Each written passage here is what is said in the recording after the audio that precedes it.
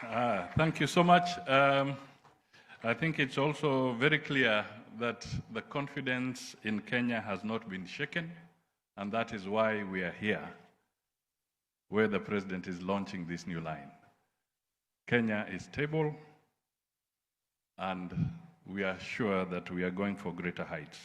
Ladies and gentlemen, can you please be upstanding so that we can welcome His Excellency the President to make his remarks on this auspicious occasion. Tuanga makofi kidogo. Asante sana. Asante sana, tafadhali tuketi. Asante sana. Viongozi wote wenzangu, balozi wetu wa nchi yetu rafiki wa Japan, the management of CFAO, and all the leaders na wananchi wa hapa Jomvu na Mombasa, hamjambo. Hamjambo tena. Kwanza mimi nataka nichukue nafasi hii ni washukuru sana wananchi wa hapa Mombasa, wananchi wa Jomvu, kwa sababu sote tulienda katika uchaguzi mwaka uliopita, na washukuru sana kwa kura zenu mlizonipa. Thank you very much. Ya pili, nataka niwashukuru vile vile kwa kukubali sasa tuungane, mbali na mirengo ya siasa, sote tuungane kama viongozi tuweze kutimiza majukumu yetu ya uongozi na kushughulikia mahitaji ya wananchi wa taifa letu la Kenya.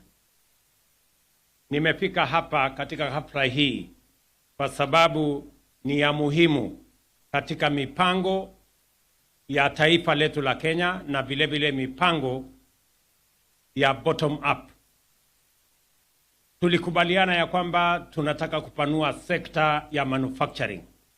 It is our commitment as a government that we expand and increase the contribution of manufacturing to our GDP from 7.2% to 15% and eventually to 20% by 2030. Among the interventions that we need to work on is one like what AVA is doing, to make sure that we create additional jobs, create additional income, build our economy around manufacturing. This facility here, as we gather today to mark a major milestone for our industry, economy, and our society. We are here to witness the launch of a major industrial facility, celebrate the potential creation of job opportunities and the resulting growth of commerce in the motor vehicle sector. Today, we celebrate the launch of the Toyota Fortuner SUV assembly line, a historic occasion that will mark the Fortuner, the first sports utility vehicle to be assembled on the Kenyan soil. Congratulations, CFAO. This facility, built at a cost of 120 million, with a capacity of 30,000 units, is a vote of confidence in our country, in our economy, and in our people. It is also a bold statement to all investors here and across the world that Kenya is a worthwhile investment destination that enjoys the confidence of major global businesses. This investment underscores the diversity of our economy, which is primarily agro-based, but still has prime opportunities across many other sectors, including the automotive industry. I want to thank CFAO motto for this vote in Kenya. Your action underlining the value of investing in this economy and in this country, especially at a time when we need investments to create the opportunities that will help us transform and lift up millions of Kenyans, and that is a very commendable endeavor. You have my support, and you have the support of the government and the people of Kenya in this endeavor. CFAO Motors, formerly Toyota Kenya, is a pioneer in local assembly with a vision to transform the automotive industry in our country. You have a long and storied history in this sector. The local assembly of the Land Cruiser, the pickup element in 1977, the Hilux single and double cab pickups in 2019, the Toyota Hiace in 2021, and now the Fortuner in 2023. I know this is far from the end of the story. There are more models to come, and there are more big moves ahead. I say that with a lot of confidence because your CEO here in Kenya sold me tractors in my farm. And since the tractors were good, I am sure your product here is also good. There is a burgeoning professional and middle class across Kenya, a signal of our positive economic outlook, and this has sparked demand in the SUV passenger vehicle segment. The local assembly of Fortuner is a big step towards meeting this growing demand. The Toyota brand is renowned the world over for manufacturing excellence, for innovation, for technology and leadership in technological field, and for remarkable standards of quality. We look forward to the considerable knowledge opportunities embedded in this project, and I commend your existing training and knowledge transfer program, and I thank you for the engineers and technicians that you have already trained to date.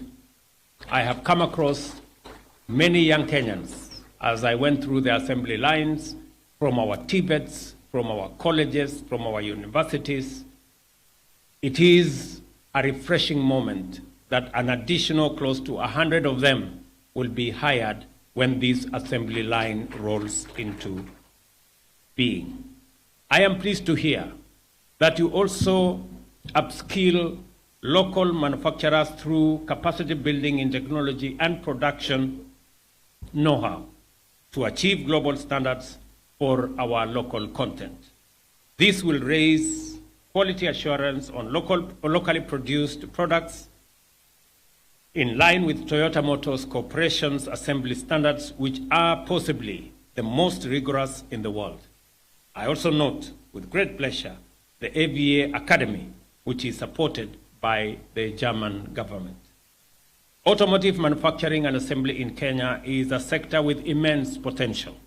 It creates vertical linkages and backward integration with numerous players in Kenya's industrial ecosystem, including MSMEs, creating massive opportunities in the process.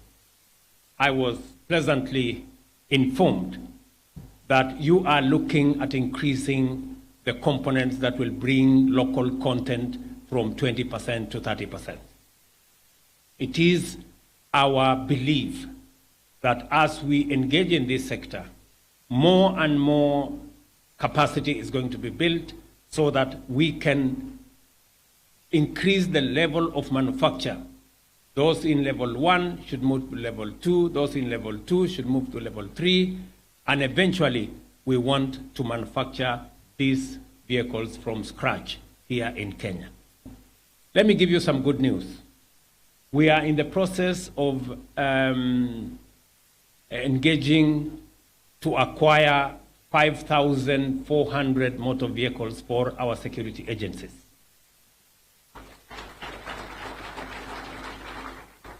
These motor vehicles, we are going to insist that only those vehicles that are assembled at level 3 will qualify to be supplied by our local assembly manufacturers. We are not going to acquire any vehicle that doesn't have the fingerprints of the young people in Kenya on them.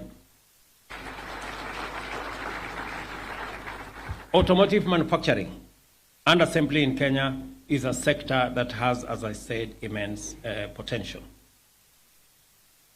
The industry composition as it stands today is below the required potential.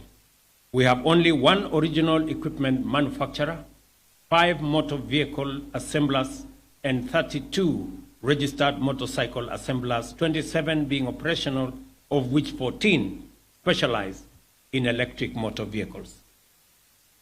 I want to ask the management of this facility and CFAO as a company that with partnership with the government of Kenya, we are looking forward to moving away from the motor vehicles that we are currently assembling in Kenya. And we are encouraging you, and we will work with you to see what additional incentives we can put in place so that you can manufacture electric vehicles in Kenya.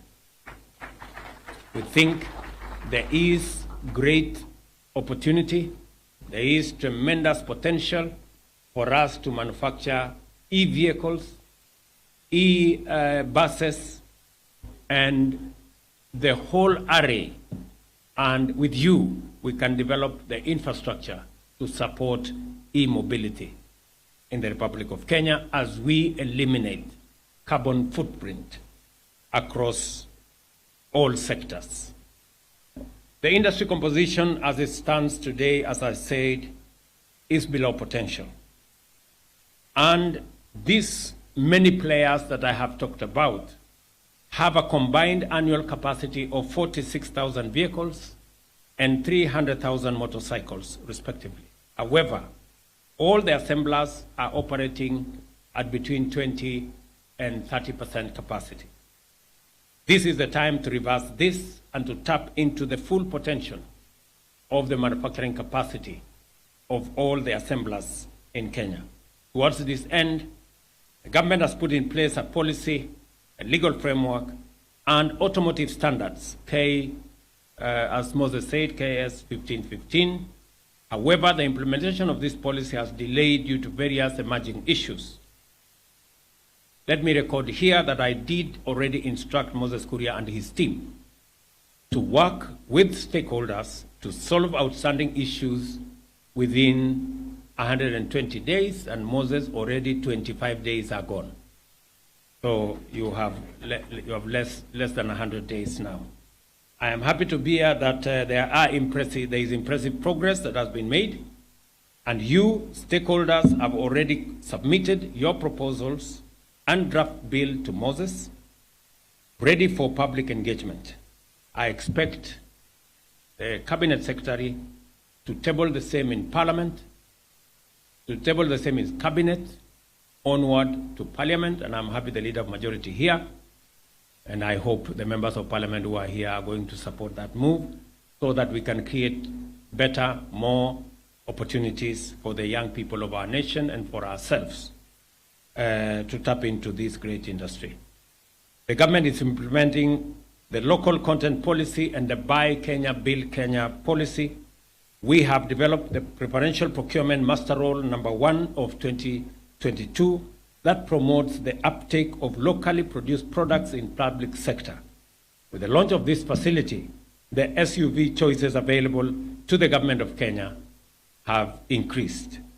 I want to challenge investors in the automotive sector, both local and foreign, to take advantage of our conducive business environment to expand into full automotive manufacturing. And as I have said, as we buy motor vehicles as government of Kenya, we will insist that they must be either locally manufactured or locally assembled. We're not going to buy any vehicles that have come into the country without any input by the young people of the Republic of Kenya.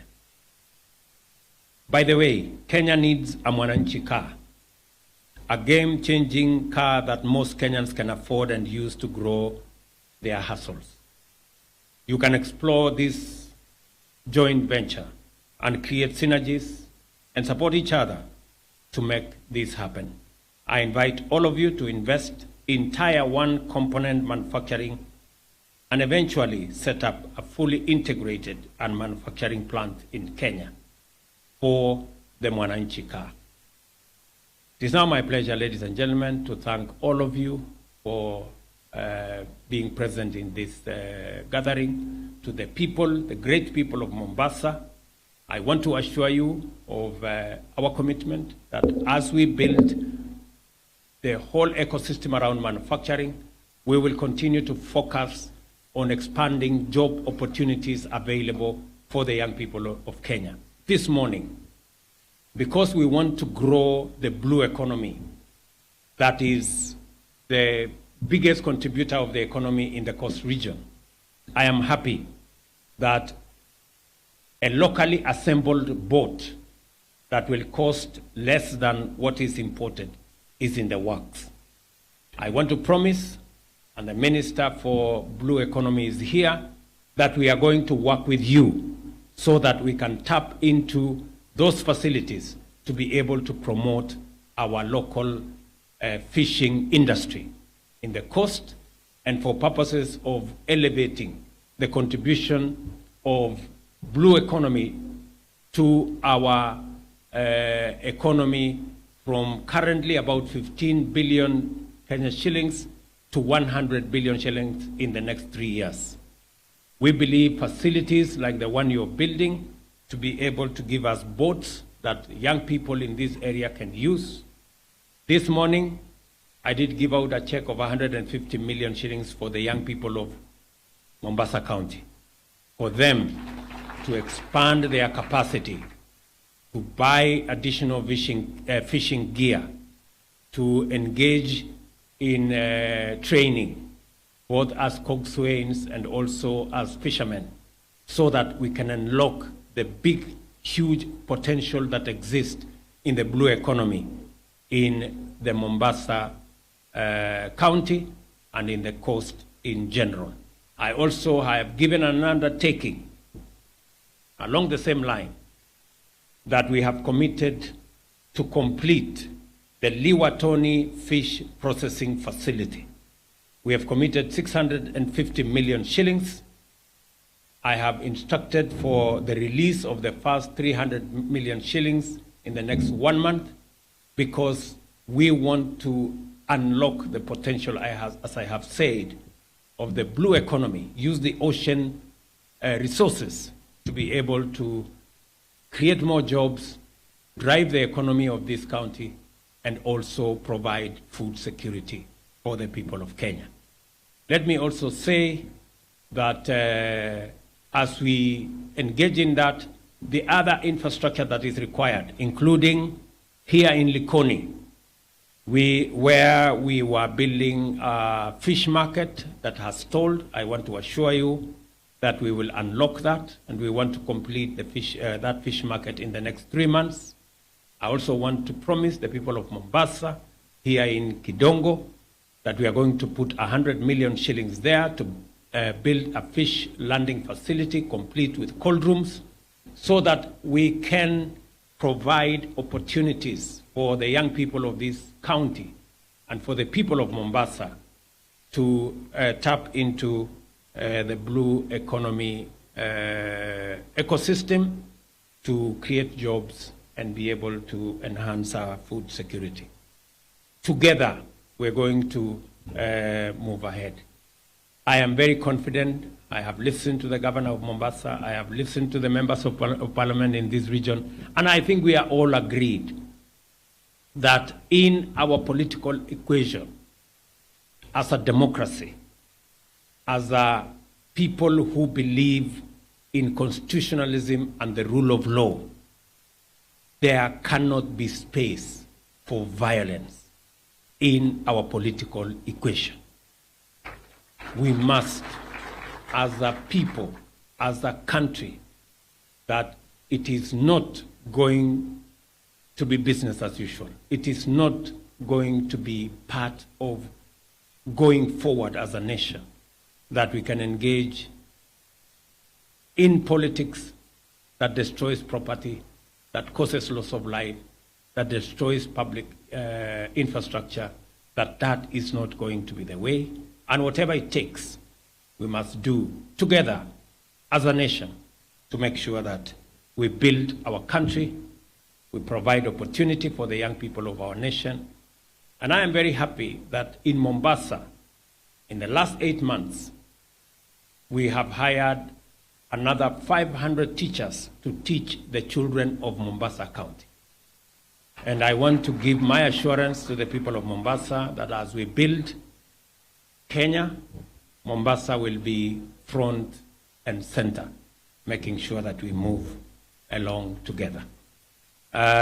Kwa watu wa Jomvu ambao ni watu wazuri sana na mbunge wao yuko hapa, najua tumekuwa na matatizo kidogo tukienda kupanda train kule. Saa zingine kuko na matatizo. Nishasema ya kwamba saa hizi tunajenga train station hapa mjini town yenyewe. Na tunataka sasa train station badala ya kuhangaika kwenda mpaka kule chini, hiyo train itakuja mpaka hapa town. Mnaweza kupandia hapo ama kushuka pale, ndio biashara yenu iweze kusonga mbele. Na vile vile tumekubaliana ya kwamba zile kazi zingine tutashirikiana. Mimi nitarudi hapa kabla ya Disemba. Unajua tulikubaliana ya kwamba lazima tupange ajira ya vijana wa Mombasa. Mbali na ile kazi tunapanga hapa ya manufacturing, vile vile housing program yetu. Mimi nitarudi hapa, the first 2,000 houses mimi nakuja kuzianzisha kabla ya Disemba. Na mimi nahitaji vijana kama 5,000 watakaofanya hiyo kazi.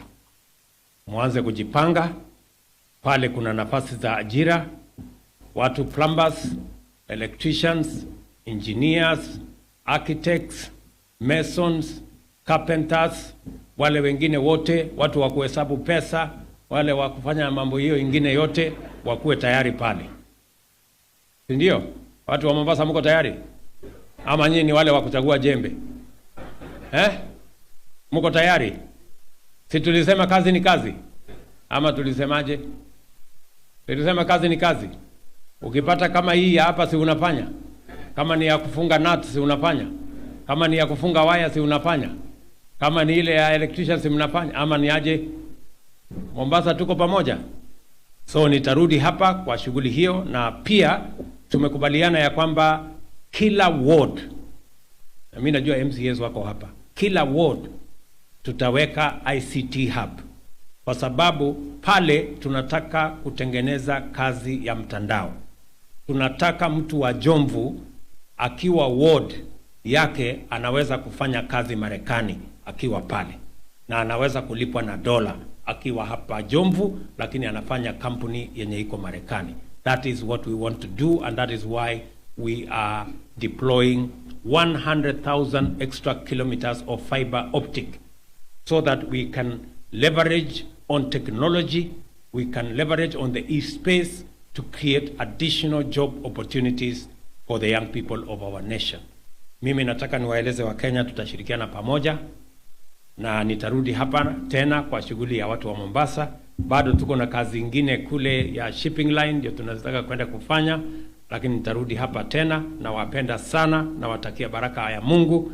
Congratulations good people for this great facility, and as I have said, Ambassador, you have our goodwill, you have our support. Thank you very much for the support we have received from our brothers and sisters from Japan in the development of the port of Mombasa. We are truly, truly grateful. We are looking forward, God willing, shortly to come and discuss the gate, the Mombasa gate. Is it called the Mombasa Gateway Bridge? We are looking forward to having a conversation, because it is a good piece of infrastructure that we want to be part of the signature of Mombasa City. Asante sana na mbarikiwe kila siku. Thank you. Your Excellency, sir, with your permission, if we can just